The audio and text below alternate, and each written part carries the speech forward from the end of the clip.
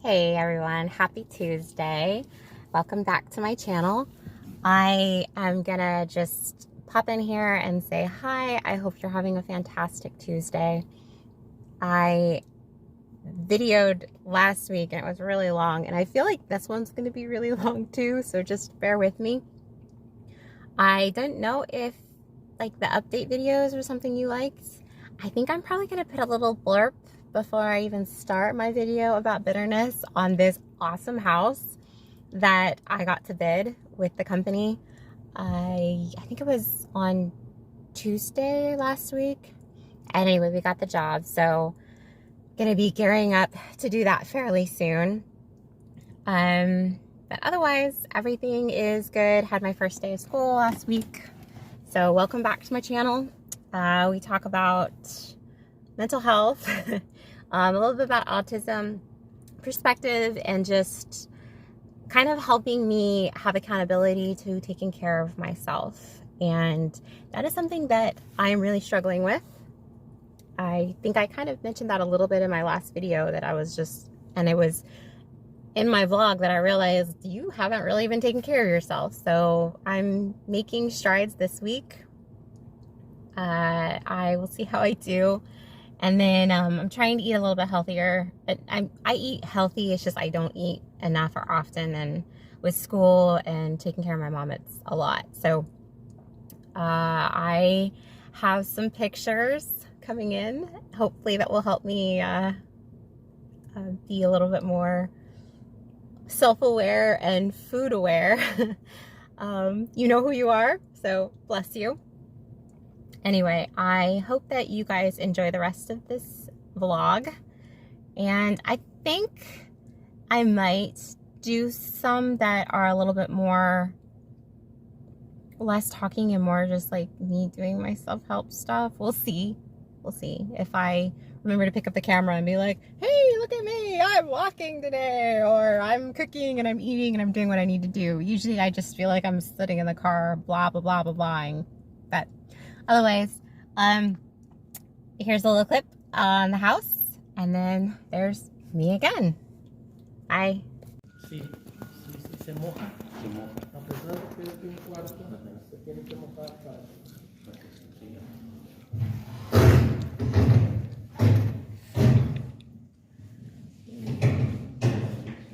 And I really wanted to talk about bitterness, which is like, oh, yay, Happy New Year. Let's talk about that. But I actually wrote some stuff down, and I'm not sure that I'm going to go all the way into it. But I was speaking with one of my friends who she recently has, gone, like, has been going through a hard time in her relationship. And one of the things she had mentioned was, I'm never going to give up anything for someone else. I'm never going to give up myself for someone else.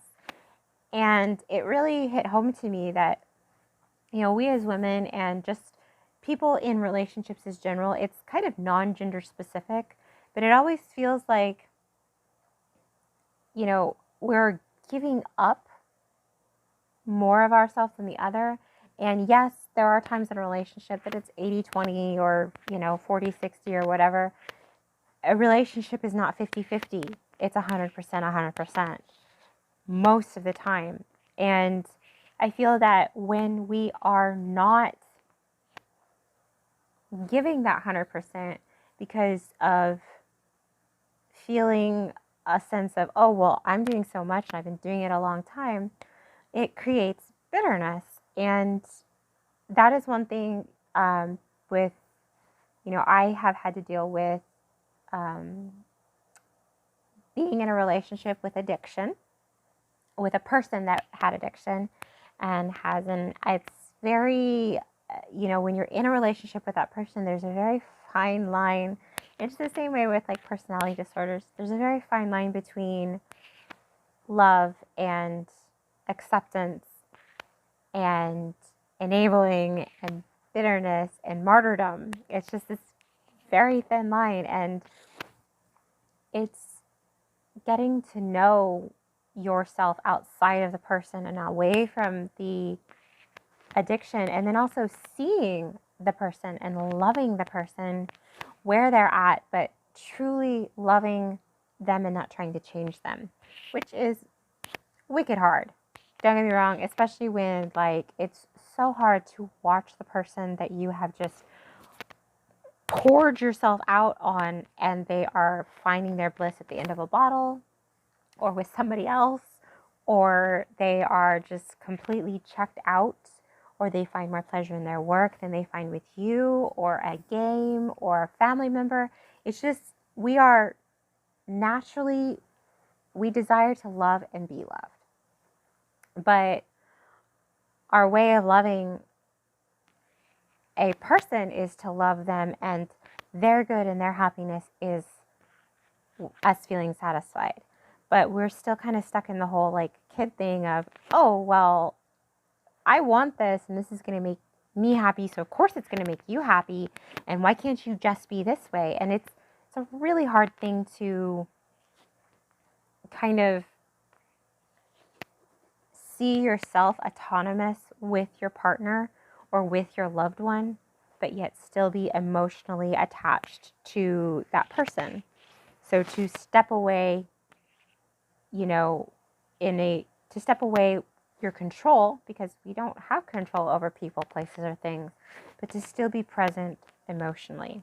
And when the time comes, if that person is not worthy of your emotional connection, then to also step away emotionally, but still be, find your boundaries, within the presence that you offer of yourself. So, for me to talk to you or share things with you, for me to go out of my way for you or to think about you in a specific way is a gift. And it is a gift that, yes, you are worthy or unworthy of, but I get to decide who I give that gift to. And I get to decide who I don't give that gift to. And it's not a transactional thing. It's not, oh, hey, I'm sleeping with you. I am in a partnership with you, so you get X, Y, Z. These are the parts of myself that I want to share with you. These are the parts of myself that I want to give to you. And a lot of times the opposite party doesn't accept that the way that we want, because it's like, oh, hey, I got this beautiful gift and you're not seeing it for what it is. Like, you're not acknowledging me and all of this. And so we have bitterness and resentment. And it's just this whole thing that we have expectations. They're not getting met. And we feel bitter. And then, I don't know about you, but I feel guilty for feeling bitter. And there's a difference between being bitter and having bitterness. And I've been thinking about it. And so I wrote some notes because it's kind of a complex thing for me to like put in words. But like when we have felt forced, so when we have betrayed ourselves, which I feel like we have to do that a lot. There's a difference between giving of yourself because you want to and giving of yourself because you feel like you have to. As mothers, there's definitely that pull of, oh, well, I have to do this and this, so I can't sleep and I can't shower and I can't. And yet there's a time when that happens, but if it's happening all the time, then you are giving of yourself because you have to, and there are things that need to change. And bitterness is a good thing, and so is anger. Yay! Because we all got it. It just happens. So if you are forced or felt like your choices were taken away from you, we are all given free will. Choice is a thing. There are rules and regulations, yes, but at our basic, children are so angry when they don't get what they want, and that never goes away. That anger turns to bitterness But it's different than being bitter. So bitterness is a feeling that signals to us that something is wrong. It's that aha moment that I'm angry. There's something wrong with this. This isn't right. I feel a sense of loss, a sense of betrayal, and I feel it towards others, but you mostly feel it towards yourself and you take it out on others. And so if you're living with somebody who is incapable of giving themselves to you like you have given, if you are, feeling that overwhelming feeling of just like, oh, this is too much, but I have to keep doing it. These are all signals that there needs to be change. It doesn't necessarily mean that you can change the person that you're feeling this towards. You can't necessarily change the place that is causing you these feelings. And I mean, you can't really change the things always, like work or your child that needs you more than you want. But you can change how you can change how you choose to hold them in the relationship to yourself. So if I am having a disagreement with my partner, my intimate partner, and I want them to pick this up off the floor, and I'm so angry with them that they don't pick this up off the floor, they don't close the drawer, they don't clean the kitchen the way I want them to, they don't look at me the way I want them to, and I'm so bitter at them. But if I were to really think about it, I am putting so much of my self-worth onto them, and they don't see it. Like, so why am I getting angry at them for something that they don't see as important? Just because I see it as important, they don't see it. They just see me being angry, and they see me being bitter at them, and it's not necessarily that they don't care, but I am putting so much of my wants and needs that I could give myself on another person, and then I am angry with them that they are not meeting them. When I'm not saying you have to clean the kitchen yourself, but there are other ways of, being like, hey, listen, in a calm time when things are not harsh or whatever, there are a few things that I would really appreciate. And when you don't do them, it makes me angry. And I'm telling you this because I don't want to be angry with you.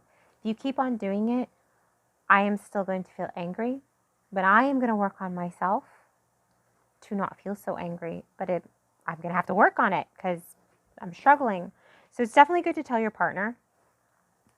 Obviously, with children, you can't really do that. But I tell my kids, hey, mommy's having a hard time. Taking care of grandma is a lot. Going to school is a lot. And so mommy might be frustrated or distracted, and I'm really sorry. I'm going to try to make time for you. But just being aware of your needs and your struggles, that is the best gift you can give to yourself, to your children, to your partners, just to most relationships. So anyway, being bitter stems from not being able to know that you deserve peace. Peace. Peace. Like, I can't even... Peace is something that I have wanted for a long time. First, it's like, oh, you want to be happy. And I was like, no, I'll settle for contentment. And now, I don't know, if being in your 30s or whatever, but I want peace. And I didn't know what that was, but you deserve peace. Even in difficult situations, even when you're dealing with difficult people, places, or things, like, you can still have that peace. Peace is taking that moment away from all the things. And it's like watching the situation as if it were a TV. Like, you're watching a sitcom or you're watching your favorite show. You just kind of sit back, you take your breaths, and you focus on you and how you are in this moment instead of just pouring yourself out into these empty abyss, because not everybody can hold you. You know, not every relationship can hold you. Not everything can hold you the way that you need to be held in that moment. Only you can. And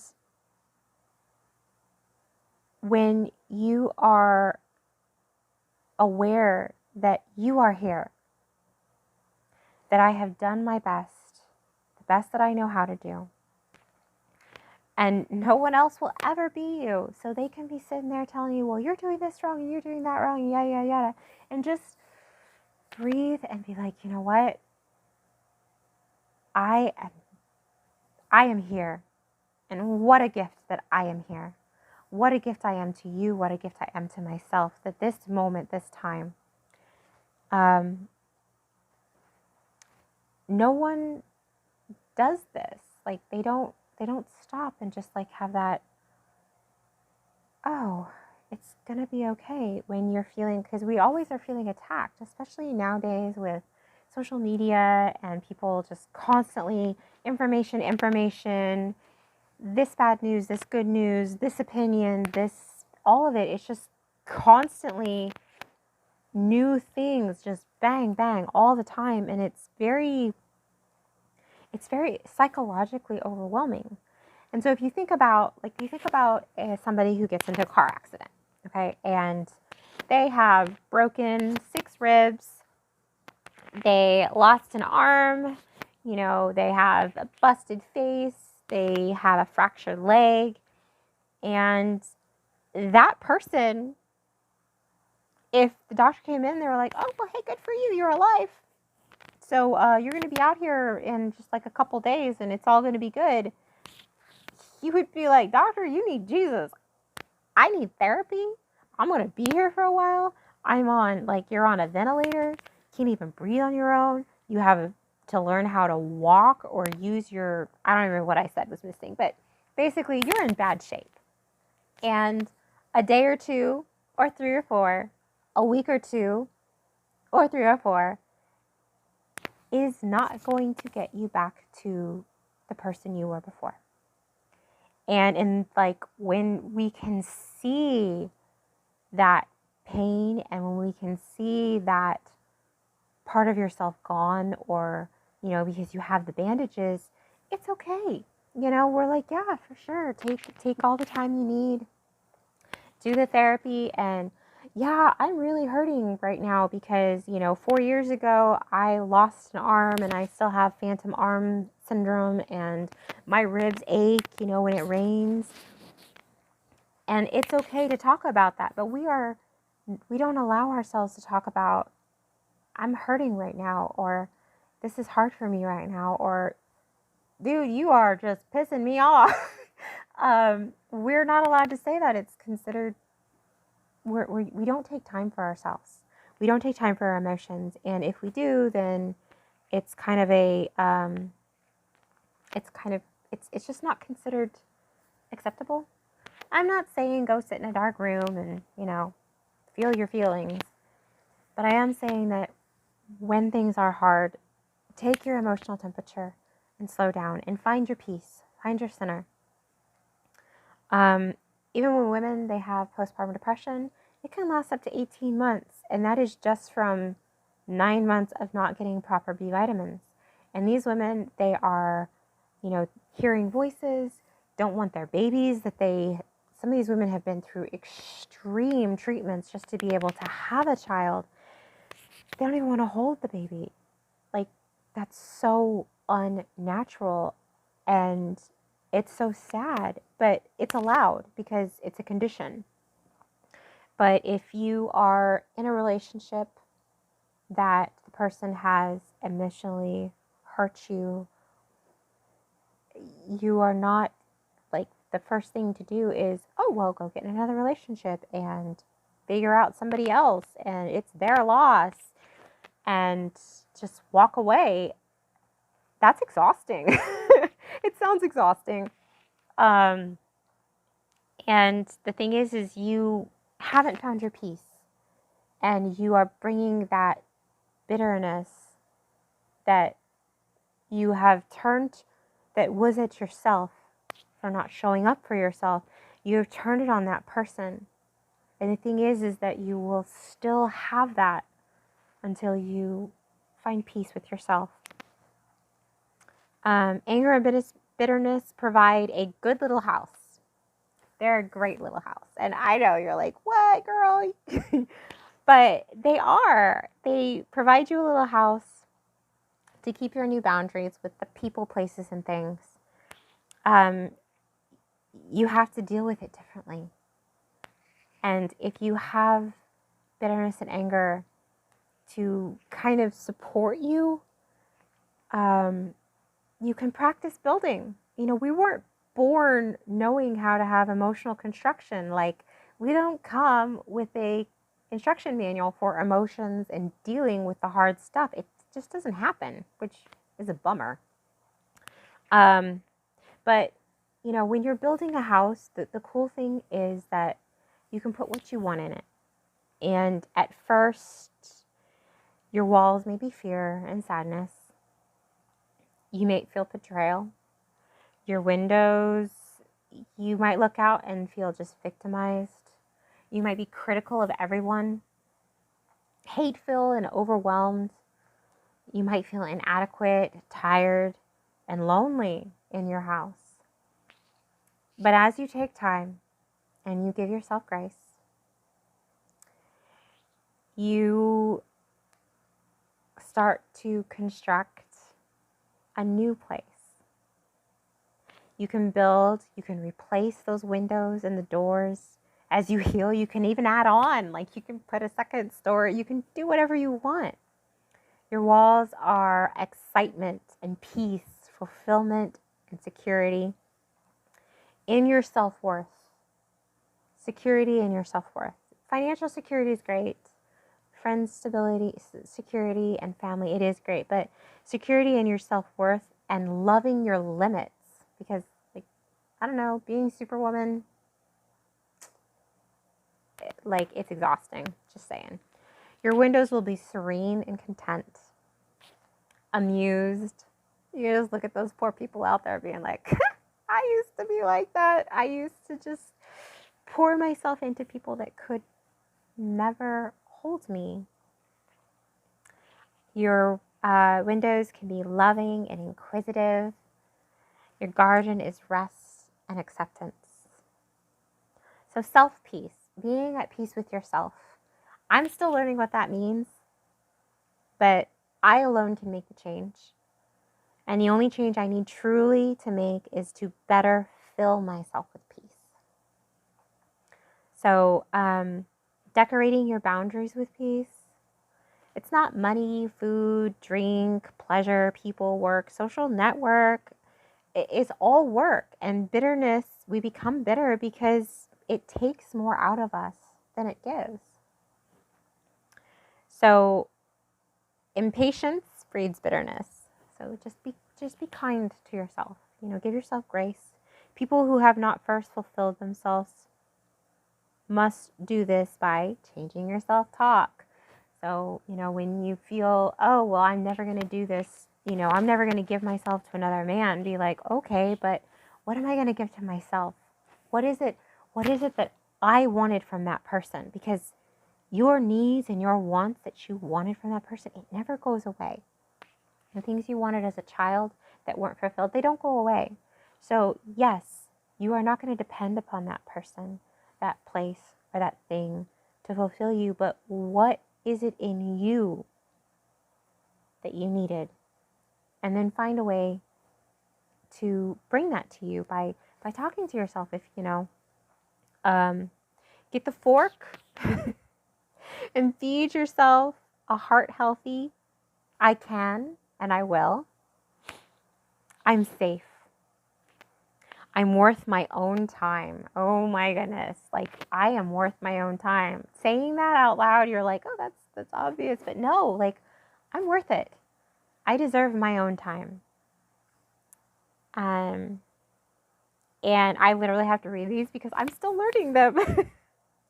I will try again. And I will try again at my own time and in my own way. Like, you don't have to immediately try again, because that's me. I'm all like, oh, just get back up and get at it. And it's pretty exhausting. Sometimes you gotta take a beat, and that's okay. Anyway, so have patience with yourself, perfectionists. Hello, we are awesome. But yeah, have patience, because like perfection is dirt. And eggs. Eggs is a perfect form of protein, and yes, I'm a nerd. But anyway, give yourself grace. Mistakes, like Play-Doh was supposed to be something awesome, and yet kids play with it all the time. It was a mess up, and yet it helps children learn their letters. It helps with decreasing stress, and it's very comforting to stick your hands in Play-Doh. But that was a mistake. So find the good in your mistakes. And it's not always easy, but, you know, just change your self-talk. Be kind to yourself. We're all growing up still. And then finding time to wait. Something that we Americans don't like to do is wait.